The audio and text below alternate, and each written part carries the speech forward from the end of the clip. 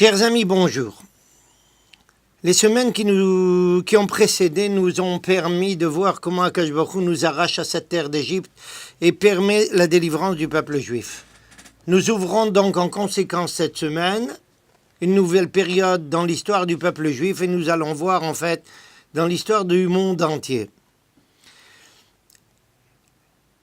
Seulement, la parasha Béchalach que nous lisons ce Shabbat commence par un verset qui pose certains problèmes. Le verset dit la chose suivante. Lorsque Pharaon aura chassé le peuple juif, Dieu ne les dirigea pas par le pays des Philistins. En d'autres termes, la Torah nous dit que deux choses. Le premier point, c'est que il semblerait que ce soit Pharaon qui nous ait chassés d'Égypte. Quelque chose d'extrêmement surprenant parce que c'est pas lui qui nous a chassés, c'est Akadosh Baruch Hu qui nous a sortis. Et le deuxième point, c'est que Dieu, qui avait décidé dès le départ de nous emmener en terre d'Israël, choisit le chemin le plus long pour arriver en terre d'Israël. Pourquoi ? La réponse de la Torah est la suivante, c'est que Dieu avait peur que le peuple se ravise en voyant la guerre qu'il devra affronter contre les 7 peuplades d'Israël. Essayons de préciser ces deux points. Le premier, Pharaon ne nous a pas chassés. Il a voulu nous chasser. La 10e plaie, comme nous nous souvenons parfaitement, a eu lieu à minuit. Lorsque Pharaon s'aperçoit que tous les premiers-nés de la terre d'Égypte sont frappés, il court vers Moïse en lui disant « Va-t'en immédiatement et quitter immédiatement le pays ».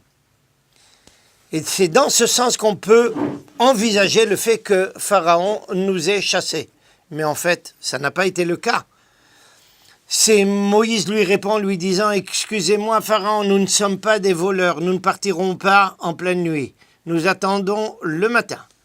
Aux yeux et aux vues de tous les Égyptiens, nous allons sortir ici comme vainqueurs, pas comme des fuyards. » Pourquoi, en conséquence, la Torah nous rappelle que l'intervention de Pharaon qui aurait voulu nous chasser, parce que lorsqu'il faut quitter la diaspora, il y a toujours certains Juifs qui ont besoin qu'on les chasse afin qu'ils reviennent ici en terre d'Israël. Et c'est ce à quoi la Torah fait allusion en nous disant que c'est Pharaon qui nous chasse. Malheureusement, nous avons retrouvé notre terre trop souvent que grâce à une certaine forme d'antisémitisme. C'est le premier point. Le deuxième point, c'est que Akadosh Baruch Hu ne choisit pas le chemin le plus court. Un des plus grands chachamim de Hongrie, le Khatam Sofer, pose la question suivante. Il ne comprend pas comment la Torah peut déclarer que Dieu n'a pas choisi le chemin le plus court de peur que nous ayons peur d'affronter la guerre. Quelque chose qui, en terminologie moderne, devrait être traduite de la façon suivante, de peur que nous soyons obligés d'être engagés dans Tsahal. On peut comprendre que des gens qui sortent de camps de concentration aient peur d'affronter immédiatement la guerre. Prendre les armes et devenir un personnage indépendant, sur le plan politique, militaire et surtout sur le plan moral et humain, ce n'est pas un passage trivial. C'est très difficile. Et c'est vrai que dans des conditions pareilles, on peut très vite se raviser. C'est pour ça qu'Akadosh Baruch Hu avait une certaine crainte que ce passage ne se fasse pas facilement.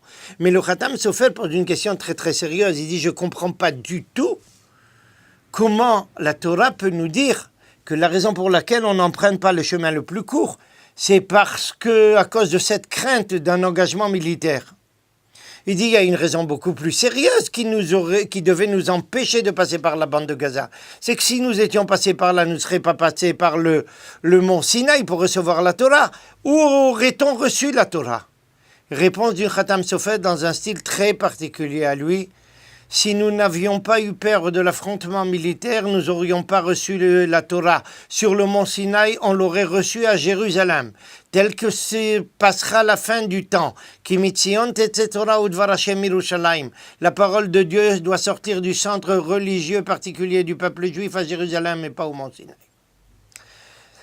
Ça, c'est le premier aspect de notre paracha. Le second, évidemment, c'est le passage de la mer Rouge, où toute l'armée de Pharaon avec Pharaon va être engloutie. Il faut bien comprendre qu'est-ce que ça signifie. Akadosh Baruch Hu veut enseigner à l'humanité entière. Le mal et le crime ne doivent pas rester impunis. Il y a ici une conception où nous affrontons de façon violente la conception chrétienne suivant laquelle on a pitié même du criminel.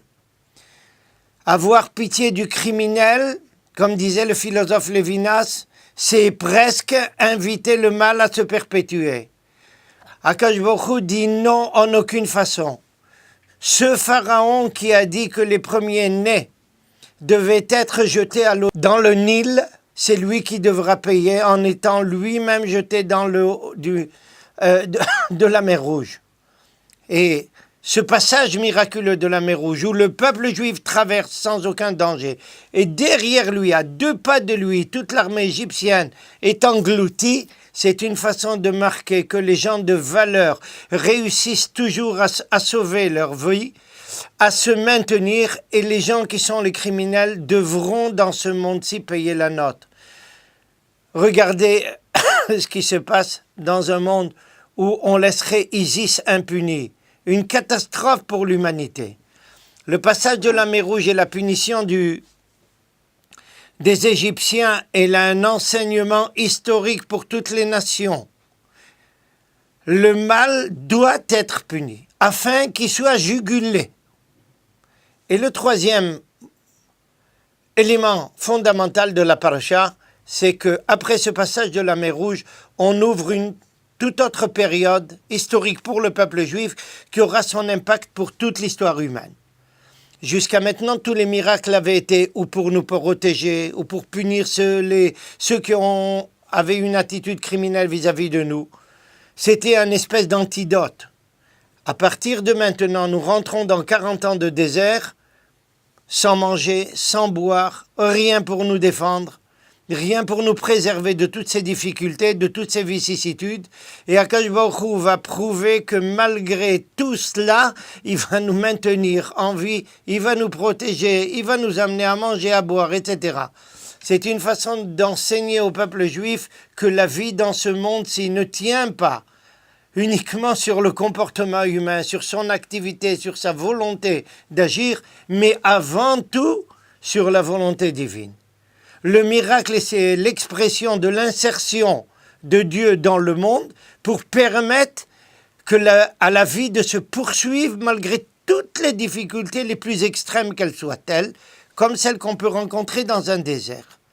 À partir de ce moment-là, après avoir passé ce que j'appellerais sous cette forme-là le cours d'instruction religieuse, le peuple juif peut aborder la vie normalement, comme doit l'aborder tout être humain. Doit constituer sa vie, doit la réaliser, doit tout exprimer à la force des bras, indéniablement, mais seulement après qu'il aura pris conscience que toute réussite ne peut avoir lieu que dans la mesure où Akadosh Baruch Hu a donné sa caution, Akadosh Baruch Hu a soutenu tout cela dans la vie. Et ça, personne ne pouvait le comprendre s'il n'avait pas vécu avant ça une période dans laquelle où il n'avait aucune possibilité d'agir, il n'avait aucun moyen de s'exprimer ni de réaliser quoi que ce soit par manque de conditions totales. Et malgré cela, Akadosh Baruch Hu a résolu tous les problèmes, a subvenu à tous les besoins, ce qui veut nous dire que même quand nous croyons avoir les moyens de subvenir à tous nos besoins, nous devons savoir que c'est Dieu qui est là derrière nous. Et en conséquence, pour que nous en soyons bien conscients, Akadosh Baruch Hu nous donne les premiers commandements. 3 sont donnés, Sham, Sam, Lo, Chok, Mishpat, et un d'entre eux c'est le Shabbat. Le Shabbat qui vient rappeler ici que cette existence est une création divine et que Dieu a cessé son intervention dans cette création le 7e jour afin que nous intervenions. Nous attarderons Be'ezat Hashem un jour sur cette idée de façon plus profonde. Mais là, nous prenons conscience que tout est géré par Dieu et dans la mesure où nous prenons conscience et nous déclarons, en respectant le Shabbat, que nous sommes conscients de ça, toutes les bénédictions peuvent nous accompagner dans notre comportement, dans notre vie, dans ce monde-ci. Shabbat Shalom à tout le monde et espérons que nous sachions réaliser le Shabbat dans ce sens-là pour remercier Akash Baruch Hu de toute sa bonté.